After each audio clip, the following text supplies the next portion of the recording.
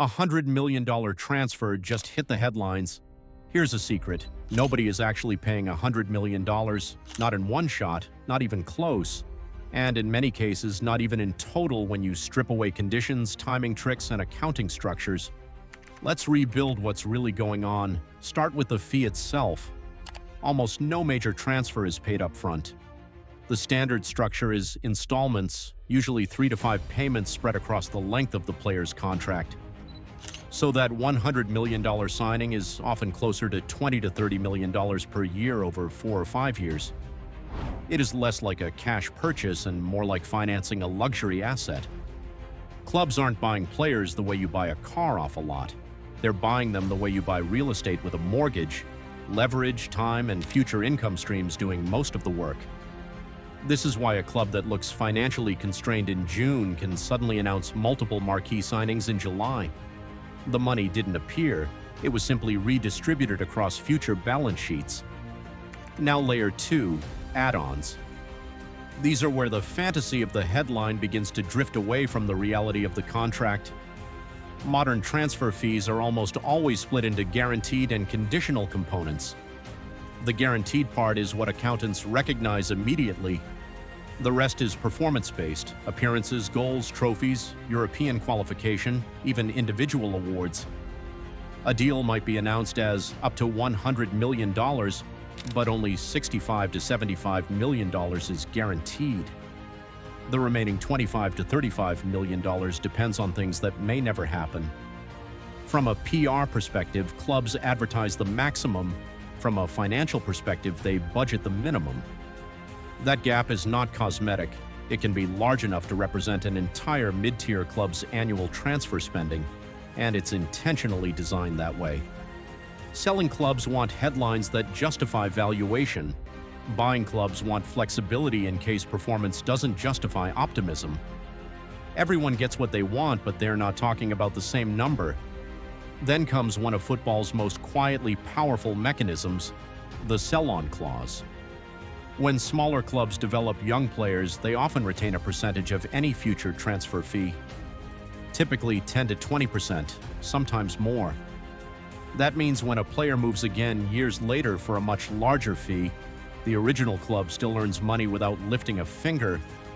This is where football starts to resemble venture capital more than sport. Academies are not just training centers, they are investment pipelines. A teenager developed for almost nothing can eventually generate multiple payouts across several transfers. Some clubs now actively structure their entire financial strategy around this idea, accept lower initial fees in exchange for long-term upside. In effect, players become appreciating assets that keep paying dividends long after they've left the building. Now move to the middle of the machine, agents and intermediaries. No major transfer happens without them. Their role is negotiation, facilitation, persuasion, and ensuring they are contractually embedded in every layer of the deal.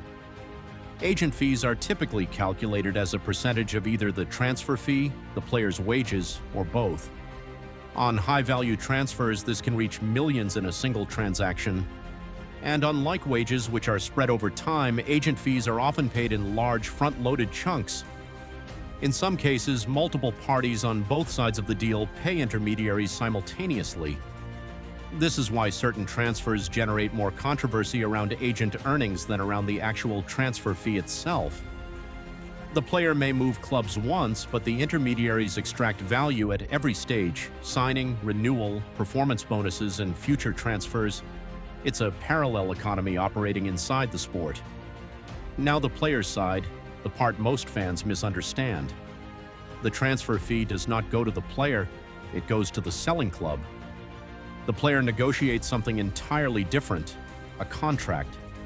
That contract includes wages, signing bonuses, loyalty bonuses, performance incentives, and increasingly, image rights. Image rights are especially important for global stars. Instead of being paid entirely as salary, part of the compensation is routed through a separate structure that licenses the player's likeness for commercial use. This can create significant tax and commercial advantages depending on jurisdiction. For elite players, image rights are not secondary income. They can rival or exceed base salary in some cases, especially when global branding is factored in. The player becomes not just an athlete, but a media asset with multiple revenue streams attached to their identity. So while fans argue about transfer fees, the real negotiation often happens elsewhere, how the player's identity is monetized over time. Then we arrive at one of the most important accounting mechanisms in modern football: amortization. This is where the financial illusion becomes fully systematized. When a club buys a player for $100 million on a 5-year contract, they do not record a $100 million expense in year 1. Instead, they spread it evenly across the contract. On paper, that player costs $20 million per year. This is crucial for financial regulations, especially profit and sustainability style rules, which assess spending over time rather than in lump sums. This creates strategic behavior. Clubs extend contracts longer than ever before, 5 years, 6 years, even 7 or 8 in some cases. Not necessarily because they expect the player to stay that long, but because longer contracts reduce annual accounting impact. It is not uncommon to see a club sign a player until 2033 and understand that the real objective is not romance or commitment, it is balance sheet optimization. Spread the cost thin enough and suddenly expensive squads become compliant squads. This also creates risk. If a player declines in performance or value, the club is still carrying the remaining amortized cost on their books.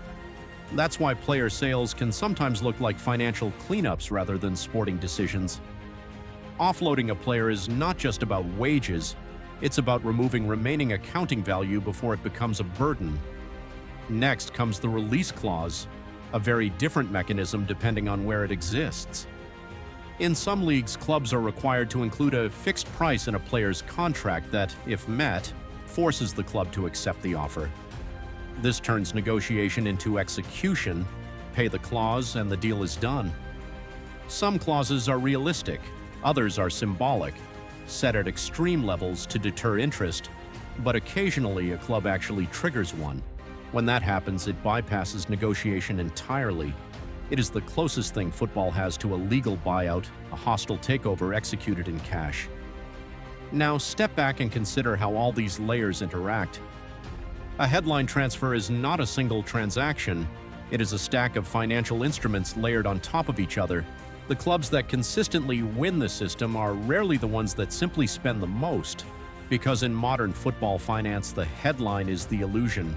The structure is the reality, and if you follow that structure closely enough, the next story, the one about agents, intermediaries, and the invisible layers of negotiation, starts to look even more extreme than the transfer fees themselves.